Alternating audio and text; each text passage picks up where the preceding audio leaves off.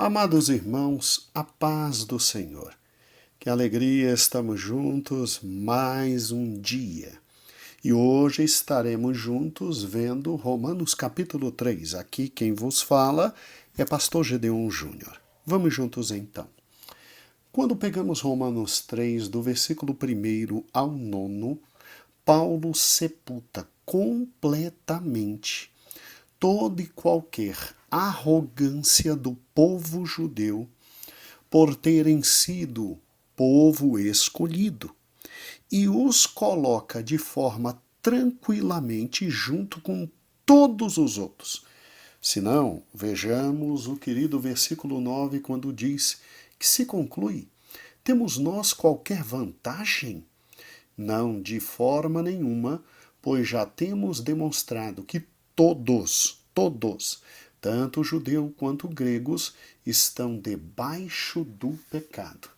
E dolorosamente no versículo 10 ele diz: como está escrito, não há um justo sequer. Terrível, né? Simplesmente o apóstolo Paulo, ele conclui tudo aquilo que vinha falando no capítulo 2 e demonstrando que, pelo fato dos judeus terem tido a revelação especial, Deus esperava deles simplesmente um comportamento superior e, infelizmente, não se teve comportamento superior nenhum, porque não transformaram as grandes bênçãos que a revelação especial trouxe em obediência. Daí a conclusão de Paulo que todos estavam debaixo do pecado e careciam da misericórdia de Deus. Assim, você tem no capítulo 3, do versículo 1 até o versículo 8, três grandes argumentos que um judeu poderia levantar, porque na igreja em Roma havia uma grande população de judeus convertidos ao evangelho, e Paulo já antevê esses três grandes argumentos, trazendo já de cara a sua resposta.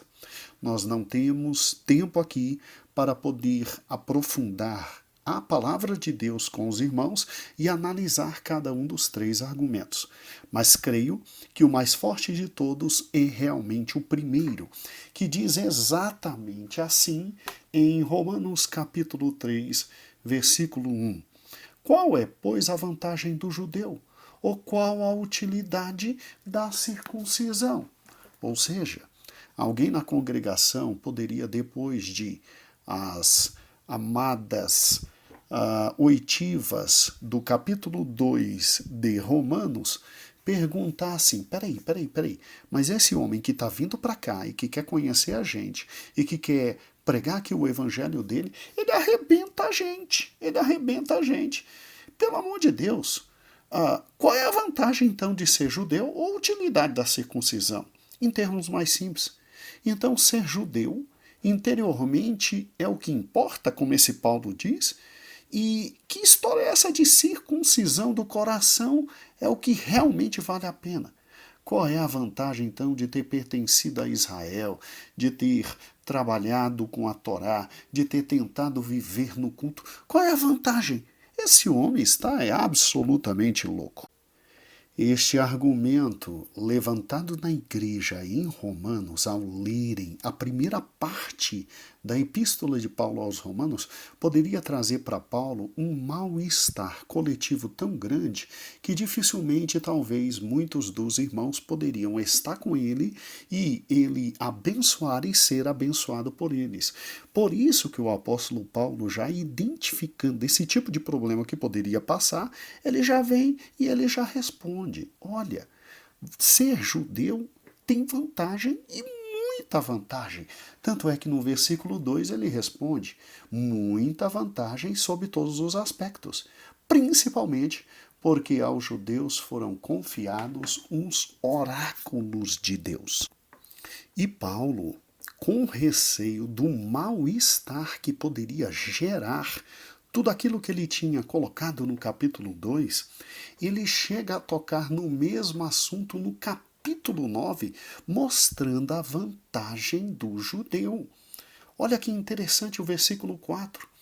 Ele diz que ao judeu pertence a adoração, também a glória de Deus, que advém, obviamente, com a adoração. Ao judeu pertence a grandiosidade das alianças, a grandiosidade da legislação, ou seja, a Torá, a grandiosidade do culto. Foi o primeiro povo a ter um culto estabelecido pelo próprio Deus de como deveria ter sido o culto. E a grandiosidade das promessas. E se isso ainda é pouco, no versículo 5 ele ainda diz: e 2 judeus são os patriarcas, Abraão, Isaque e Jacó, e também deles o maior de todos os personagens de todos os tempos, Jesus Cristo, segundo a carne, o que é sobre todos, Deus bendito para sempre. Amém. Então veja que Paulo tinha noção do mal-estar que poderia gerar o fato dele colocar judeu junto com gentil e dizer que estava todo mundo condenado. E aí, de alguma forma, ele argumenta, não, mas o judeu tem vantagens extraordinárias. Mas Paulo, como homem de Deus e servo de Deus, não podia mentir e dizer meia-verdade. Não existe meia-verdade. Paulo, depois de dizer todas as vantagens dos judeus, Paulo simplesmente chegou e disse: mas infelizmente, não se esqueçam que com todas essas vantagens, Deus esperava de vocês a perfeição. Deus esperava de vocês a obediência, e vocês foram desobedientes, e por isso vocês estão no saco com todo mundo. Vocês não passam de uma geração absolutamente corrompida, do primeiro fio da cabeça até a última ponta do pé. E aí Paulo conclui de forma terrível, lá no versículo 10, sepultando qualquer expectativa do judeu, exatamente o seguinte, versículo 9, que se conclui: temos nós qualquer vantagem? Nós, Paulo era judeu, nós qualquer vantagem? Não, de forma nenhuma, pois já temos demonstrado que todos, tanto judeus quanto gregos, estão debaixo do pecado. E não há justo nenhum sequer. Paulo então coloca a raça humana inteira em depravação absoluta, longe de Deus. Daí porque Paulo vem dizendo que chega um momento em que Deus tem que enviar seu Filho, justiça dele, para redimir a todos, judeus e gregos, judeus e gentios. Assim, Paulo encerra a primeira sessão de Romanos 3, complementando Romanos 2 na sua argumentação de que também judeus estavam terrivelmente perdidos em razão do pecado. E olhe que interessante, a segunda parte de Romanos 3. Esta é desesperadora. Estamos agora, então, do versículo 10 até o versículo 18, aonde Paulo coloca toda a raça humana na triste condição de pecadora, desesperadoramente pecadora. Vamos juntos. Primeiro, versículo 10. Paulo diz, como está escrito: não há um justo, nenhum sequer. Irmãos, o pecado é tão universal que não admite nenhuma exceção. Para provar esta acusação de Paulo e esta afirmação de Paulo, o apóstolo faz 6 grandes citações do Antigo Testamento, nas quais se resume a característica geral de uma humanidade pecadora. Sim, somos todos pecadores e caminhamos para o inferno. Se não for a misericórdia de Deus enviando o seu Filho, estaríamos todos amplamente condenados. A primeira prova de que todos nós somos pecadores é o caráter universal do pecado em toda a humanidade. Olha que interessante. O pecado, ele já faz parte do caráter humano. Ou seja, não existe essa história maligna e mentirosa de que o homem nasce bonzinho e depois o ambiente é que o torna maligno. Não. Não, nós somos desde a nossa raiz pecadores, irmãos. O pecado já está no caráter humano desde o seu início. Veja Romanos 3, 10 a 12. Não há ninguém que se entenda, não há ninguém que busque a Deus. Todos se extraviaram e juntamente se fizeram inúteis. Não há quem faça o bem, não há um só. Esta é uma citação do Salmo 14, versículo 1 ao versículo 3. Se você parar e pensar, observe comigo. E isto está Paulo aplicando ao caráter do homem. E ele está dizendo diretamente: todos são pecadores. Desde o seu início, todos são pecadores. O homem em si mesmo, separado da obra de Deus, de sua misericórdia e da sua graça, ele está totalmente cego, desamparado e corrompido. Isso é o que a gente chama de doutrina da completa depravação do ser humano. Mas, pastor, será que nós somos assim desde pequenos? Ah, é? Pegue seu filhinho de exatamente 5, 6 meses e veja se o menino desde pequeno já não demonstra requintes de maldade, meu amigo. Requintes de maldade. Não foi à toa que Jesus disse que bom só Deus é bom. Toda a humanidade está corrompida, meu amado irmão. A natureza humana é corrupta e má. Nem o ambiente, nem a influência social podem explicar o pecado, pois os pecados, mais variados que o sejam, surgem e fluem naturalmente do coração. Naturalmente do coração, que é dominado pelo pecado desde a queda de Adão. Paulo deixa bem claro: não há ninguém que entenda, não há ninguém que busque a Deus. Todos se extraviaram e juntamente se fizeram inúteis. Não há quem faça o bem, não há um só. O pecado está no caráter humano. Está no caráter humano. Amados, fora da graça divina não existe compreensão de Deus, não existe busca de Deus, não há nenhum sinônimo de bondade. De bondade. O homem em si mesmo, separado da obra de Deus e da sua graça, está totalmente cego, desamparado e corrompido. Corrompido. Coloque isso no coração.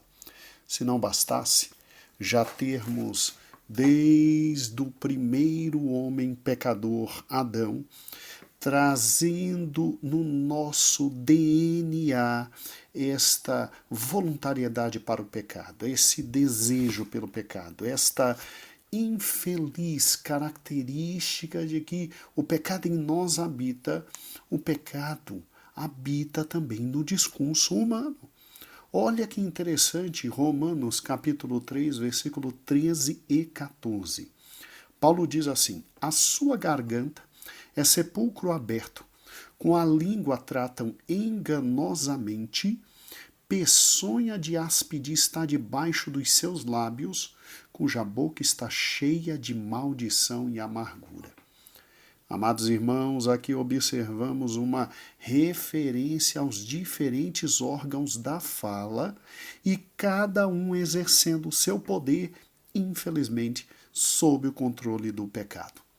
Paulo aqui quer nos dizer que o pecado não está só no caráter humano, o pecado também se encontra nos discursos humanos.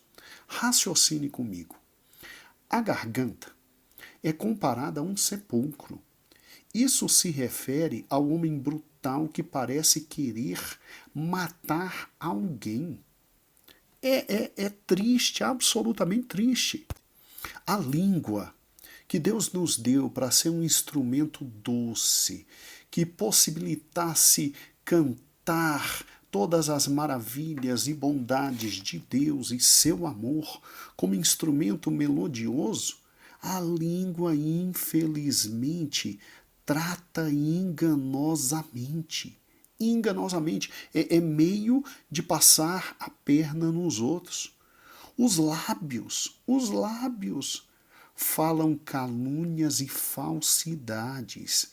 E o pior, junte então lábios com língua. São juntos o que? Uma serpente cheia de peçonha, de veneno. Meu Deus do céu. Se você parar e pensar, essas duas ideias são extraídas exatamente do Salmo 5, versículo 9, onde descrevem a conduta dos inimigos do salmista.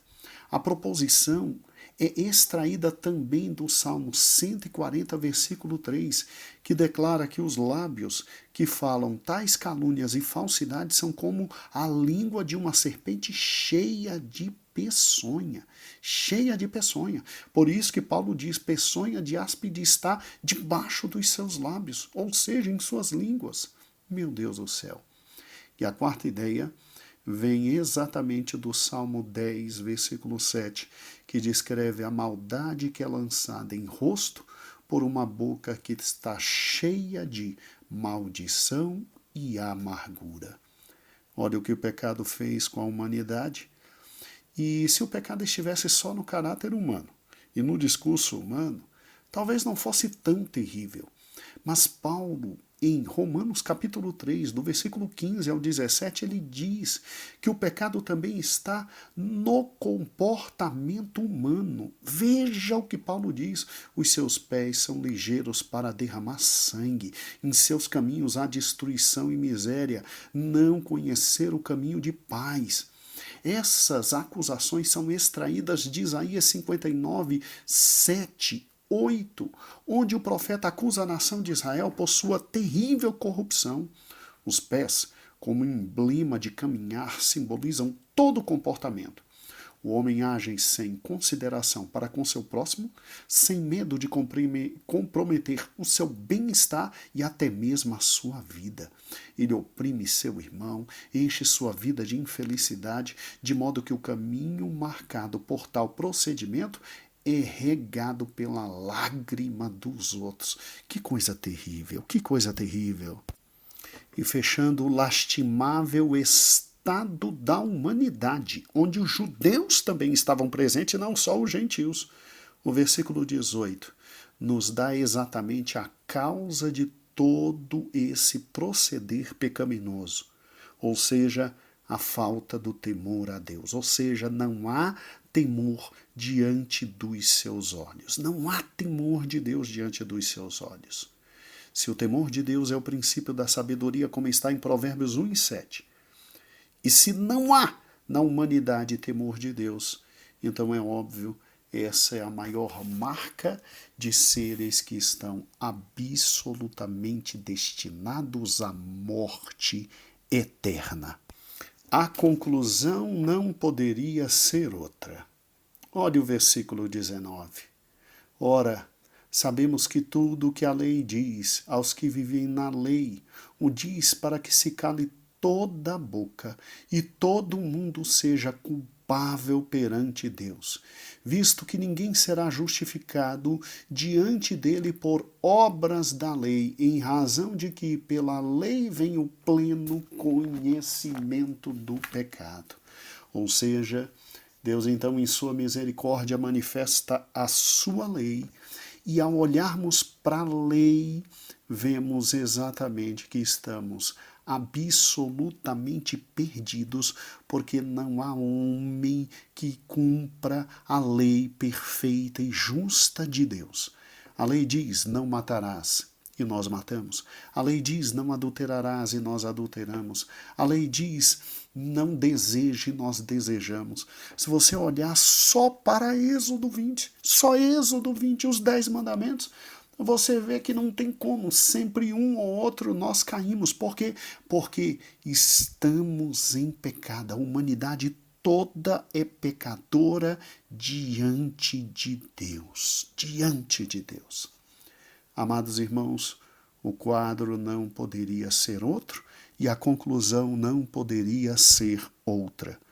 Todos pecaram e destituídos estão da glória de Deus. Não há quem faça o bem, não há ninguém que busque a Deus, e todos se desviaram juntamente. Ou seja, ou Deus vem a nós e nos resgata com seu amor, ou nenhum de nós tem condições de, pelas próprias obras, chegarmos a Deus. Eu sei que aqui encerramos a primeira parte de Romanos 3. Amanhã concluiremos Romanos 3 e veremos o que Deus misericordiosamente fez por nós. Um grande abraço, até amanhã, a paz do Senhor.